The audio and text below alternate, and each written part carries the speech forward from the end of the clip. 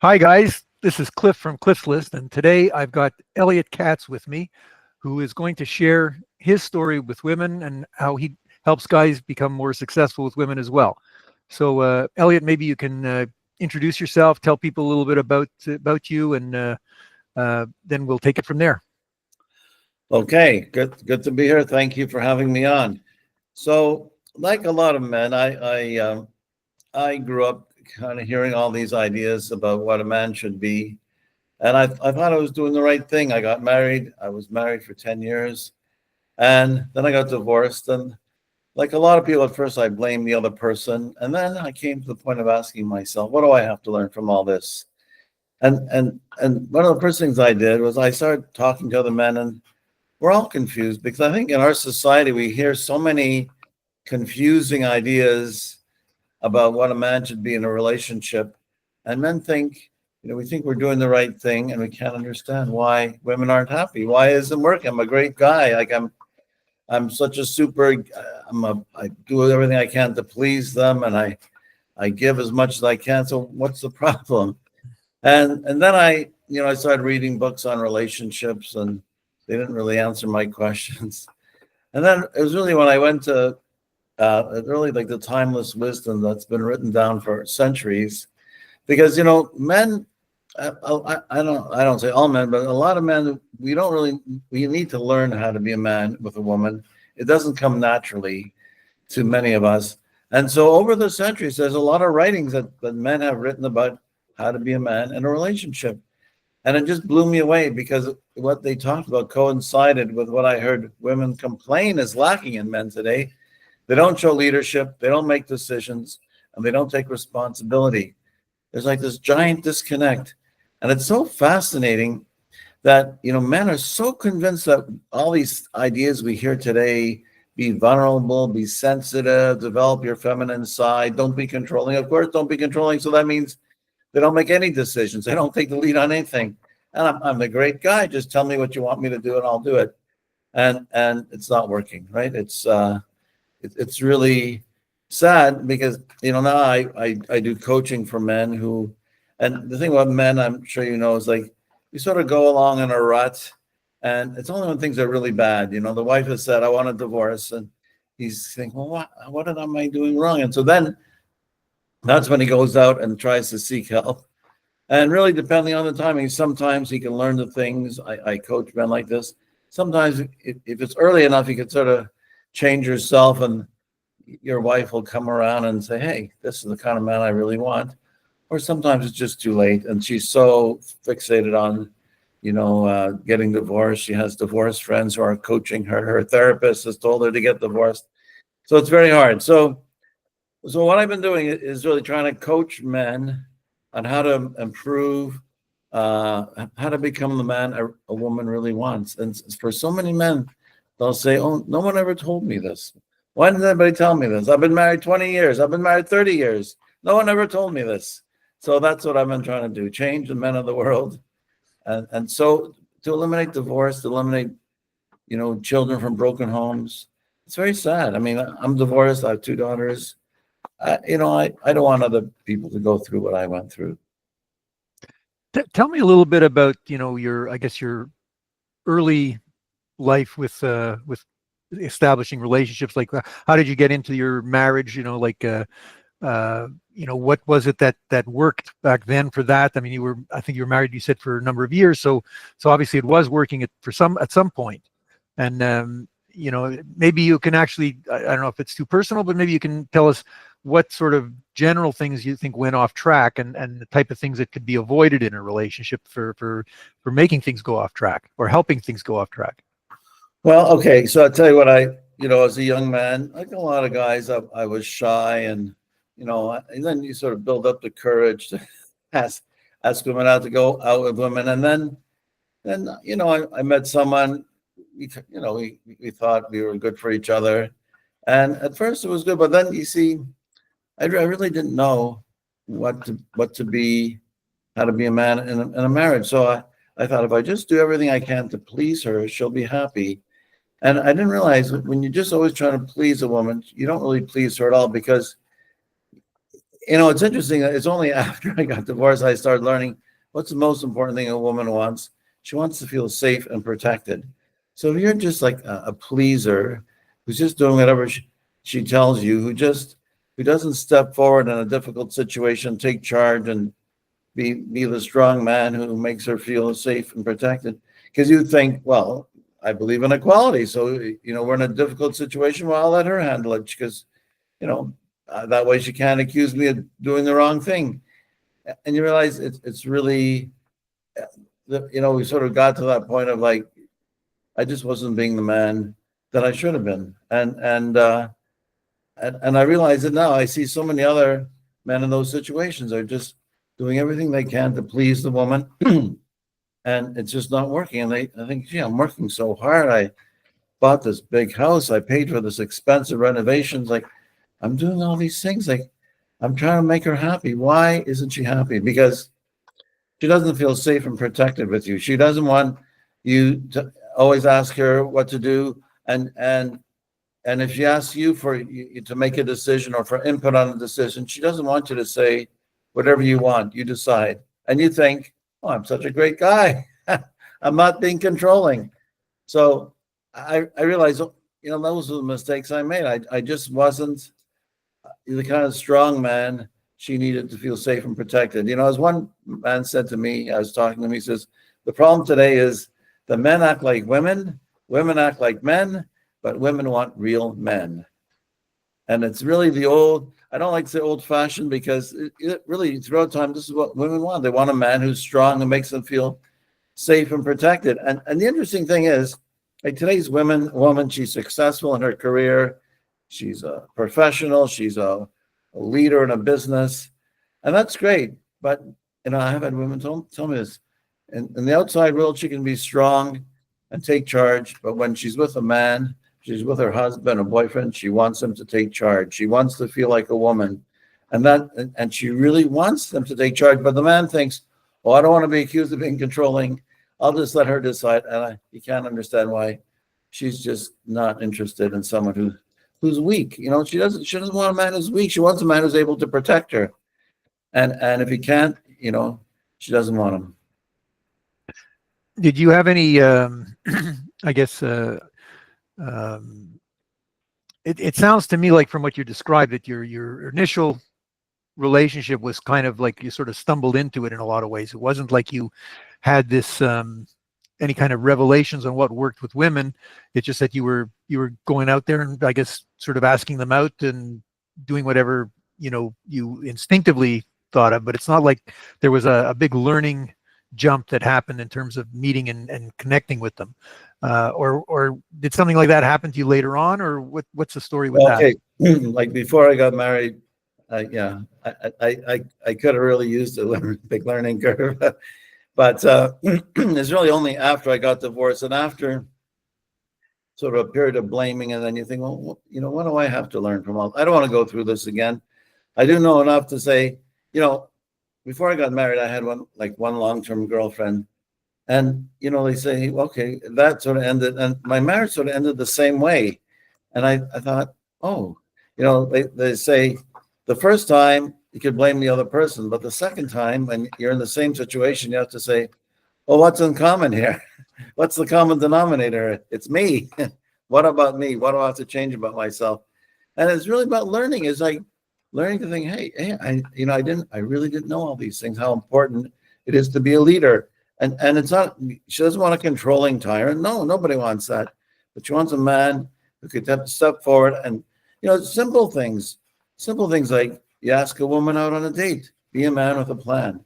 Don't call her up. And I speak at singles events, and I'll ask the women, how many women here have had a guy ask them out?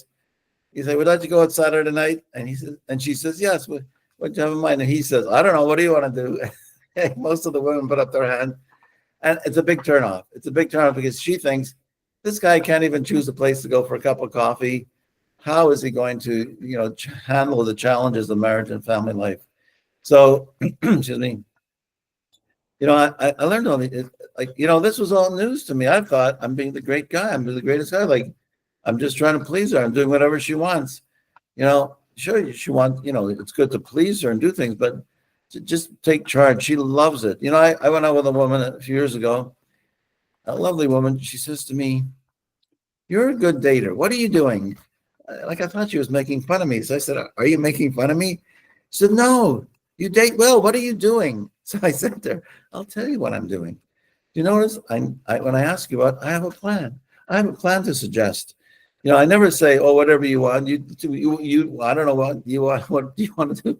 I have a plan. If she has a better idea, I'm open to it. We can do what she wants if she has a better idea. But I never come empty-handed, and she appreciated that. I say, want to go out to eat? I don't say, oh, then say, okay, where do you want to go? I say, I thought you'd enjoy this restaurant. They have great lasagna. I have a plan. If she says, I hate lasagna, I'm open to her ideas. But the main thing is be a man. And so many men today, they don't really grasp it because all the things we've heard about toxic masculinity and all this. I mean, masculine is actually a positive thing. If you read my book, then the word manly is the positive qualities of a man of noble character. It's a very positive thing. So this whole idea, like I don't know where the media gets this idea of toxic masculinity. Masculinity is a positive. Toxic behavior is bad. No man should be toxic. Nobody should be toxic. But we're also afraid of and not only that, it's easier. Well, I just let her decide. I talk to men. I said, well, I just let her decide. It's easier. Well, yeah, it's easier, but she's going to be fed up with you and dump you if you can't make any decisions. So those are important things that I learned. Make decisions. Take charge. They really like when a man takes charge, when he's confident, when he has that male energy. All those things that we kind of like squashed the past 2-3 decades. We're just trying to squash out this whole idea, male energy, like it's a bad thing. No, it isn't. It's a good thing. And used for positive things, it's a good thing. A man is just passive and just like, oh, men will come home from work and say, okay, what do you want me to do? And I'll wash the dishes, they'll do the laundry, they'll do all these things. And then the women are fed up with them because she really wants a man who comes home and becomes aware of what needs to be done at home, whatever problems there were, and steps forward and says, I see this problem here. I think this is the solution. What do you think? Or maybe she just wants you to handle it. You have to decide. But so many men today, they think, oh, I'll just do whatever she wants. And I tell these men, you think you're being a good husband and father? You're being a mother's helper and a nanny. That's what you're being. She doesn't want that. I mean, yes, she wants help. I mean, especially have kids. It's a lot of work. She wants you to pitch in and do the chores, but she wants you to step forward. You see a problem? Here, I did some research. I think I found the solution. What do you think? Or just handle it. That's what she wants. It makes her feel safe and protected. And that's what she wants. It's really too bad that so many divorces are because women are fed up with their husbands and their husbands don't have a clue. I was coaching a woman who said that's what she's felt. She always had to tell her husband what to do. Whenever there was a challenge, he waited for her to handle it. She said, I felt like he was a child and I was his mother. I don't want to be his mother.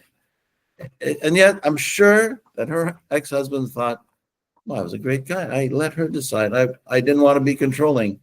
So that's like the main messages of the books I read is, show leadership, make decisions, take responsibility. Don't blame your wife.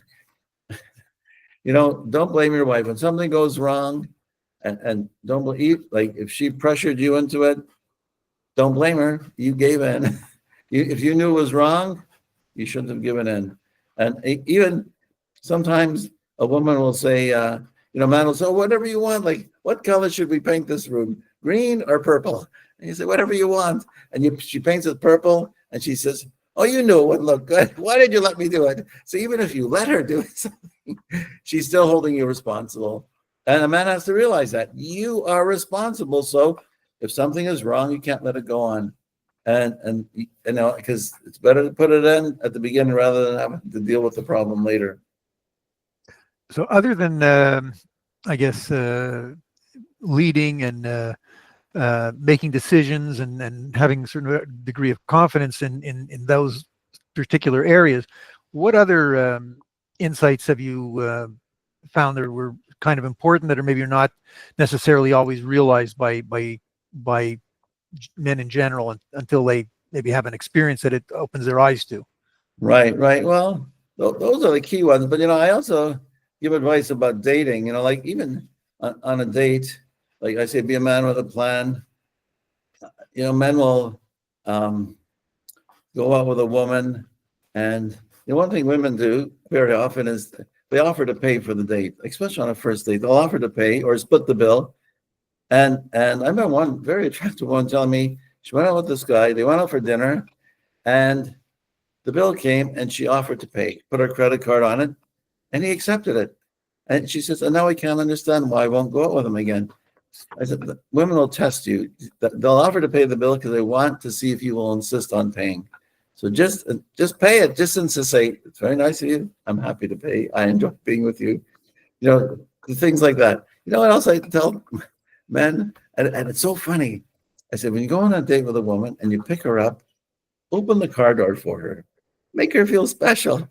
And so I had that in an article I wrote, which had a whole bunch of ideas about dating. That was the only one. Men complained, no, women don't want that. Women didn't say they don't. It was a man who said, and really, I got such a response that I said, you know what? I've opened the door for lots of women. Nobody ever said to me, well, you think I can't open the door myself? No. You want them to feel special. That's what they want. That's what they want. And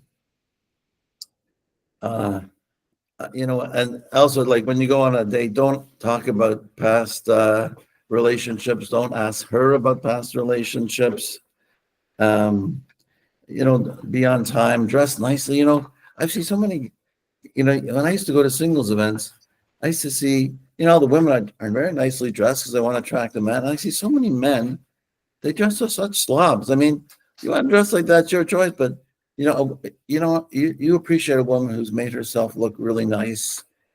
You dress nicely, well groomed, and you come in your torn jeans and your torn t-shirt. Okay, I mean, you know what? You show respect for her and dress nicely. I mean, it's okay. Like, don't ever say whatever you want. You decide. Oh, and another thing I tell them, women test men because they want to see, they want a man who has certain traits, right? And so they'll test them to see if how they react in a situation. So one test, she'll treat him badly to see if he stands up for himself, right? And some guys, like I used to think, oh, I'll be understanding, I'll be nice, I won't say anything. But they hate you for it because you're showing that you can't stand up for yourself, which means you won't be able to stand up for them and make them feel safe and protected. So if she stands up, if she treats you badly, make it clear to her, that's not a go. I won't accept being treated that way. I won't accept being spoken to that way. And I mean, I've had women do that, and I just said, well, if you're going to treat me that way, you're not for me. I could pass your test, but you haven't passed mine because I'm not accepting that kind of behavior. So those are some of the things. It really, I've been in a relationship now for a number of years, and it's so nice. Like, I really am applying what I've learned, and she really likes it. She says, she'll even say to me, when you make the decisions, it makes me feel safe and protected. She actually says that to me. And men I've coached, and they'll ask me, why does she ask me to make all these decisions that don't matter to me? They don't matter at all. They're not important decisions. I feel like saying whatever you want. I tell them, don't say it. She asked you to make the decision, make the decision. And she said to him, when you do that, it makes me feel safe and protected. So, we were raised in an era of like equality for women. I believe in equality, but in certain respects in a relationship, a woman really needs certain things from a man, and men have to realize she's a woman, she's not a man. She really wants you to make her feel safe and protected and secure. And no matter how much we heard that women are strong and invincible, when they're with a man, they really want him to make her feel safe and protected. Well, let's talk about, I guess, what you do to help guys become more successful with women. I guess I'm like to hear about maybe some of your cases that were a little bit more unusual, not the ones that like are, not the kind of thing that just sort of everybody has the same issues. Like something that we could get some sort of wisdom from, that it was different. I don't know if that's something you can come up with. Well, it's interesting. So when like I was saying earlier, men, they're sort of just going along in a rut, and they work hard. They think, okay, I'm bringing home the money. She should be happy. I'm working day and night to pay up for everything. She should appreciate me, but then, then the woman gets this idea she's not happy and she wants a divorce, and unfortunately, it's only then that they realize, um, you know, I better do something. I realize, and often sometimes the woman has, taken the guy to a marriage counselor, and they went, a few times. It doesn't really help. I mean, often a person will say to me, "Oh, we went for marriage counseling, it didn't help." I say, "Yeah, I've heard that lots of times." um, so like I say, so sometimes you can coach them and to do things that will help, and if the woman isn't so determined to get divorced, you can improve things, and sometimes not. So I'm thinking one case where I was coaching a fellow, and so he had the situation where his wife, was being influenced by her friends and her therapist, and also she kind of poisoned some of their kids against him, and so I worked on both situations. Unfortunately, they ended up getting divorced. But before that happened, we talked about his kids. Like I said to him, well, who's the most easily influenced that you could sort of start with to turn so she hasn't spoke to them in I don't know how long, a long time. And how can you, who is most easily influenced? So he told me one of his daughters, and she had dropped out of high school and was just sort of sleeping all day and going out at night and coming home at 6 a.m. And I said, you got to talk to her. So I said, he said, she's poisoned against me. And I said, take her away from home. Like her mother's poisoning her. They were still living together, right? So, take her out to eat, take her to her favorite restaurant. And he did. And they did that a few times. And I said, she's going out at midnight, coming home 6 a.m. That's no good. And she's sleeping all day. I said, you have a business. Can you hire her? She needs a job. She needs a reason to get up in the morning. So he did. And it was amazing, just because she started having a very positive relationship with her father, going from not having spoken to him for a long time. Suddenly all the other kids, well, they wanted in too. It was just like a shift, just that one, the one, I don't know what the word is, it's like a domino effect. She came over and started appreciating being close to him, and suddenly all the others that had been alienated from him, they all wanted in. He's a good guy. I mean, I mean, sure, have very often a woman is so angry at her husband, she figures a way to hurt him is to turn his kids against him, right? It's a very sad situation. But just that one daughter, came over and started becoming close to him and being happy to go to work with him, because that's what she needed. She needed to do something. And so all the others that were against him, they come along. And so that was a very positive experience. In terms of the marriage, they didn't get divorced. And the interesting thing is, after the divorce, the daughter, who hadn't spoken to him in such a long, she chose to live with her father. So that was very rewarding. That's a positive experience. I remember another fellow I was coaching. It's really interesting. So he was like a manager in his job where he worked, and I explained to him, like, when you come home, you have to apply the same skills as a manager. As a manager, you see things that need to be done. you go to the appropriate staff person who you think can handle it, and you say, well, could you do this? I need you to do this, or, sort of make a plan. I said, you got to apply that in your marriage. Like, your wife is upset. Like, she always has to tell you what to do. Well, it's easy. Apply what your manager has skills. And he did. And that really turned things around for him as well. So those are two nice stories. It's very rewarding. And the others, sometimes it's just, like I said, it's sometimes just too late. Like, she's so fixated on getting divorced. She has these divorced friends who are poisoning her. Her therapist says, yeah, you should get divorced, because that's what therapists do. Another person I know who does marriage counseling says, often a person goes to their therapist and says, I need to decide whether I should get divorced. And the therapist will say, yeah, I support your decision to get divorced, because that's what the person wants to hear. I'm sure you've heard this all before. So those are some of the experiences I had. But when you can help people, it's very rewarding, because I think really, making peace between a husband and wife, or parents and children, it's a very important thing. I think it's one of the most important things in the world. Sorry, Cliff, I can't hear you.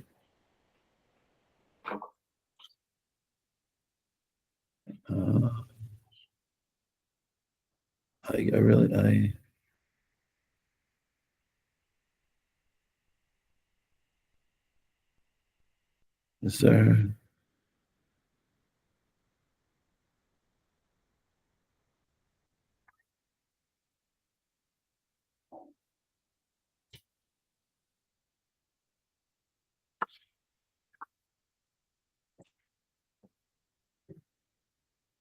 Is that any better? Okay. So Yeah, now I can hear you. Yeah. Question here. Is most of your coaching then mostly with guys who are already sort of in a relationship, more than I guess single guys, or do you do both? Mostly people in relationships. Okay. Have you had some interesting experience with guys who are single, though, like some insights that you could offer about helping them to? Well, there is one fellow I've just started recently coaching, and he's single. He's in his 20s. One thing I said to him, like, he says, I don't know anything. I said, yeah, none of us knew anything at your age. But one thing I said to him, like, his parents are divorced, and he hasn't seen his father in 8 years, and his mother said, well, his father's mental problems. I said, you know what, that's a common thing that women tell their kids to justify pushing the father out of the life.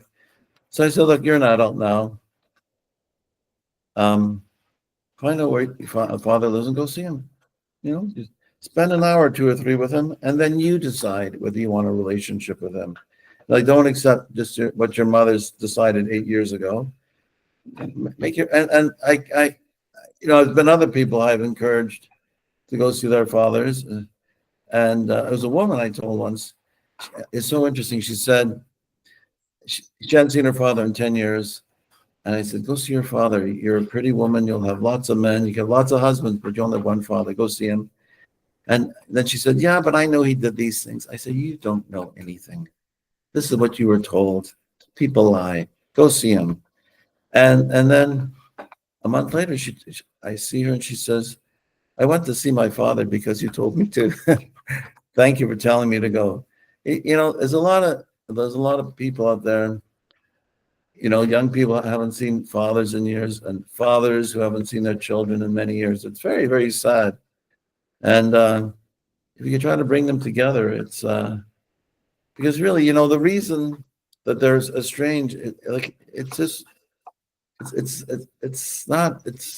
it's because somebody's anger. It's like, you make your own decision. You go see your father. You make your own decision. You're an adult now. You decide if that's what you want. Well, I think that's certainly good advice in that circumstance. I guess I'm interested to know what you might have coached in terms of guys who are single, in terms of improving their situations with them. Right. So actually, I sort of got off track. Is that but by going to see your father, you actually can have a male role model in your life because you grew up without a male role model. That's really what I was trying to get to say. And but you know, you coach them. You just all these things like you ask a woman out, be a man with a plan, take her out, like pay for the first date, at least for the first date, and be a gentleman, really, because the woman like you're dating, she wants you, you know, she wants you to be a gentleman. She wants you to make her feel special, and it's really all these things I just said about being a man in a marriage. She wants to see that in a man that she's dating, the male energy, the confidence, the feeling that he has ambition, that he knows where he's going. He's not just drifting. All these things, like, you know, yeah. I'll say one fellow I was coaching, I shouldn't laugh, but he's divorced and he's starting to date. And he says, well, I was told I was supposed to be vulnerable. So I tell them about my divorce and how I'm having trouble earning a living. And then they don't want to go out with me again. I said, forget about being vulnerable. That's not what they want. So it's the same thing that a man has to be in a marriage. When you're dating a woman, be a gentleman. Like treat her nicely. Show that she's special. Make her feel special. Make her feel safe and protected.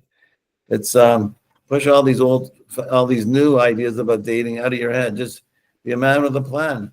Plan the date. If you don't have a plan, I was once interviewed by the relationship columnist for the Wall Street Journal, and she's single, and she said if a man asks her out and he doesn't have a plan for the date, it's a big strike against him.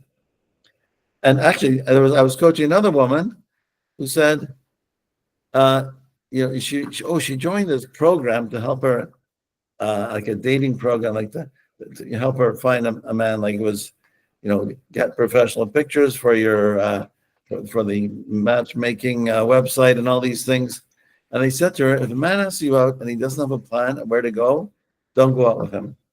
So I thought, really honestly, I said, well, I would say maybe you could say to him, okay, I'll choose the first date, but you plan the second date. But no, that's what they told her. Don't go out with him unless he has a plan. And she would even say to them, whatever you want, I'll go with you, but you choose.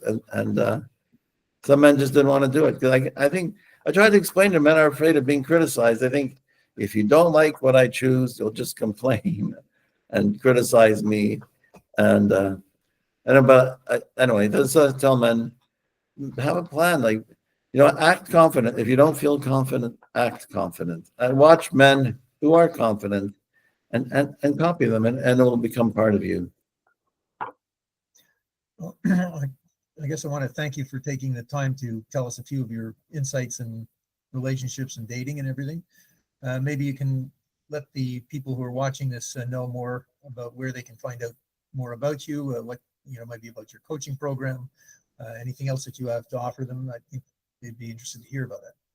Okay, so my website is www.elliottKatz.com. It's ELLIOTTKATZ.com. And I'm the author of two books. One's Being the Strong Man a Woman Wants, Timeless Wisdom for Men on How to Improve Your Relationship. And that book has really struck a chord around the world. It's been translated in 24 languages around the world. And then women would ask me, well, they would read that book and say, well, how do I get my man to take charge? So I wrote another one called How to Get Your Man to Wear the Pants So You Don't Have to, inspiring him to make more decisions, take the lead, and stop leaving it all to you. Because it's that's what women really want. And my email is Elliott R. Katz, ELLIOTTTRKATZ @AOL.com. And I'm happy, you know, if people just want to call me or email me and talk, like this isn't really a business for me. You know, if we get into a regular program, okay, that's one thing, but I'd be happy to talk to them a few times on the phone or on Zoom. And just because really my goal is really to eliminate the pain, like so many children going through divorces, so many men. And if younger fellows want some advice, I'd be happy to share it with them. And like my goal is really to change the men of the world one at a time. Very noble ambition, and one I definitely support. Well, Elliott, I want to thank you very much for taking the time with me this evening, and I'm sure that guys will get some insights out of this, you know, sort of basic stuff that I think everybody needs to be reminded about in a lot of ways. Okay, thank you very much for having me, and I wish you continued success with what you're doing. Very good. Thanks a lot. Take care. Okay, take care.